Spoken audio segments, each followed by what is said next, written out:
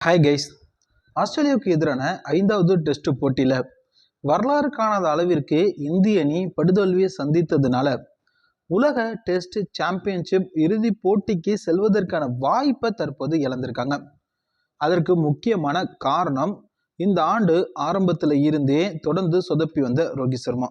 இந்த 2024 கிட்டத்தட்ட 3 டோர்னமெண்ட்ல இந்திய அணி பங்கு பெற்றது. அதில் நியூசிலாந்துக்கு எதிரான தொடரில் படுதோல்வியை சந்தித்ததுனால இந்தியாவுக்கு மிகப்பெரிய அளவில் ஆபத்தாக அது அமைந்தது. அதைத் தொடர்ந்து ஆஸ்திரேலியாவுக்கு எதிரான தொடரில் 5 போட்டியில் குறைஞ்சது 3லையாவது வெற்றி பெற வேண்டிய கட்டாயத்தில் இந்திய அணி இருந்தது. ஆனால் இந்த 5 டெஸ்ட் போட்டியில் அவங்க 1ல் மட்டும்தான் வெற்றி பெற்றாங்க. அது மட்டும் இல்லாமல் இந்த தொடரை சமன் செய்து இருந்தால் கூட இந்திய அணிக்கு ஒரு வாய்ப்பு இருந்திருக்கும். அதையும் இந்திய அணி கடைசி டெஸ்ட் போட்டியில் தவறவிட்டு இருக்கிறது. இது சீனியர் வீரர்களை நம்பி இந்த ஆண்டு இந்திய அணி களமிறங்கியது மிக முக்கியமான ஒரு குறையாக பார்க்கப்படுகிறது.